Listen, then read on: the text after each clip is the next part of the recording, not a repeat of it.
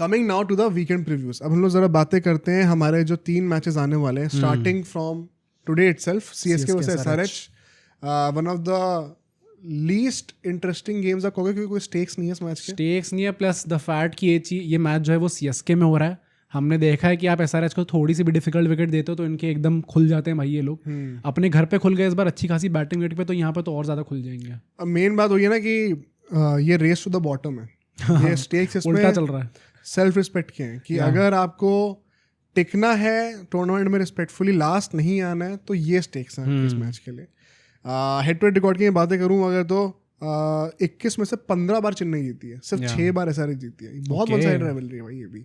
Last 10 में से भी 7 बार चेन्नई जीती है, 5 में से पिछले 3 बार चेन्नई जीती है. तो डोमिनेशन हर जगह है, बट ओवरऑल चेन्नई का हैवी रिकॉर्ड है भाई एसआरएच के अगेंस्ट. टॉस कंडीशंस की बातें करें यार, I think win the toss and bat first. I don't care how the conditions are. SRH के लिए मैं कहूँगा score more than 180, don't let them chase. और चेन्नई के लिए भी मैं कहूँगा भाई चेस आपसे होना नहीं होने वाला. बैटिंग पहले बैटिंग करो. एग्जैक्टली. इतना सोचो ही मत कि चेस करना है. वो एलएसजी वाला मैच हो गया था, उसमें टारगेट कम भी था. प्लस एसआरएच से खुद भी कौन सा चेज हो पा रहा है आजकल. वो एक मैच एक्सेप्शन है पंजाब वाला, but once you get their openers out it's very easy to expose them right now. And Chennai के बॉलर्स अगर ड्यू नहीं पड़ती तो सेकंड हाफ में पिच और ड्राई होगा और टूटेगा, स्पिनर्स काम पे आएंगे. So I think batting first होनी चाहिए यहाँ पे, अनलेस अनटिल बहुत हेवी ड्यू का कोई सीन हो. तो प्लेइंग 11 में मैं पर्सनली दोनों टीम्स के लिए 1-2 चेंजेस बोलूँगा. ठीक है, मैं चाहता हूँ डिवॉल्ट ब्रुक्स अंदर है और फिर ओवर्टन बाहर होंगे नेचुरली उसके चलते हुए. एंड टू रिप्लेस दैट एक बैटर को हटाना पड़ेगा, तो विजय शंकर बाहर हो जाएंगे, अंशुल कंबोज वापस आ जाएंगे. मेरा कॉम्बिनेशन वही रहेगा, बस वो number of batters number of bowler same रहेंगे. अब इसमें क्या है कि फिर अश्विन नंबर 8 पे बैटिंग कर रहे हैं. तो ठीक है भाई, अब वैसे भी आप अब तो ऐसे कौन से बहुत तीर बैठे हैं आपके पास जो उनके अगेंस्ट आप किसी और को करा दोगे. अब कोई पॉइंट है नहीं डिस्कशन का ये. बट आई थिंक ये डिवॉल्ट ब्रूक्स को ना खिला के क्रिमिनल यार, बहुत बड़ा मिस आउट कर रहे हैं लोग. एक तो वो बंदा है जो कि आपको दे सकता है अभी, वो must needed fire power. Ayush Mhatre बेचारा बच्चा वो वहाँ पे ऊपर आदिल रशीद शेख रशीद और अपने रचिन रविंद्र जो टेस्ट मैच निकाल रहे हैं वहाँ पर. नीचे आके जडेजा भी अपना अब तो हो रहा है यार, अब तो डाउनफॉल बहुत ज़्यादा दिख रहा है.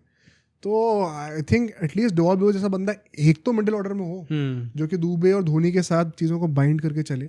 विजय Shankar does not cut the role for me. मतलब वो तो फिनिशर बन चुके हैं आज के टाइम पे. ना बॉलिंग उनसे करवाई जा रही है, बैटिंग वो धोनी के नीचे करेंगे, कोई रोल बचा नहीं exactly. Team fringe player genuinely बन चुके हैं. तो इससे अच्छा है कि आप यंगस्टर्स को चांस दो, कंबोज को भी वापस लेके आओ. और एसआरएच के लिए मैं कहूँगा वंस अगेन कमिंदू मेंडिस यहाँ पे तो खेलने भी चाहिए. इस पिच पे तो ऑब्वियसली खेलने चाहिए. अगर दोनों हाथों से आपको एक स्पिनर डालने वाला मिल रहा है आपको, why would you not take him. So Kamindu Mendis comes back and Ishan Malinga को फिर नेचुरली बाहर होना पड़ेगा. साथ ही साथ अच्छा मैं ये भी कहूँगा कि देखो इनको 8 बैटर तो खिलाने नहीं है. मैं चाहता हूँ इनके पास 6 बॉलर ज़्यादा इंपॉर्टेंट हो अभी. तो कमिंदू मेंडिस आए ईशान किशन की जगह पर. ये ना काफ़ी लोग कह भी रहे हैं कि maybe Ishan Kishan just needs a break.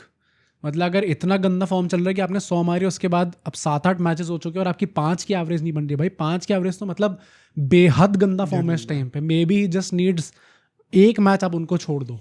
तो कमिंदू मेंडिस आए ईशान की जगह पे एंड ईशान किशन की जगह पे, और ईशान मलिंगा की जगह पे आए शमी वापस आए.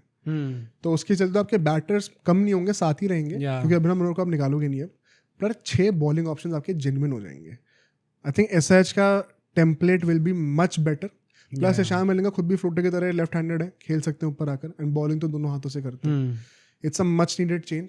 जो हम सोच रहे थे कि ईशान किशन को रिप्लेस कौन करेगा, perhaps this is the solution.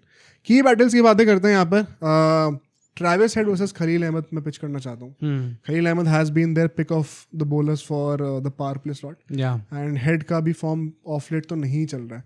Khalil Ahmed if he can hit the deck and tight length से बॉलिंग करेंगे तो once again on a sticky wicket Travis Head will try to dominate him in front of the wicket.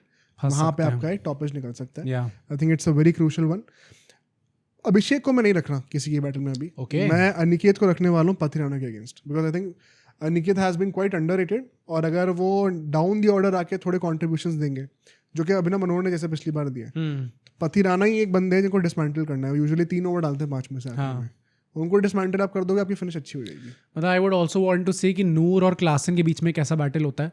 क्योंकि नूर जो कि orange cap की race में है इस टाइम पे, क्लासन जो सब लोग जानते ही हैं कि स्पिनर को कैसे डोमिनेट करते हैं, लास्ट मैच में विघ्नेश पुत्र की कैसे पिटाई करी थी उनने, तो बहुत इंपॉर्टेंट होगा अगर ऊपर वाले बैट्समैन नहीं चलते तो क्लासन एटलीस्ट जो आदमी फॉर्म में है वो नीचे आके रन्स बनाए बिल्कुल। और दुबे वर्सेस जीशान, ये भी एक बहुत क्रिटिकल बैटल है मेरे लिए।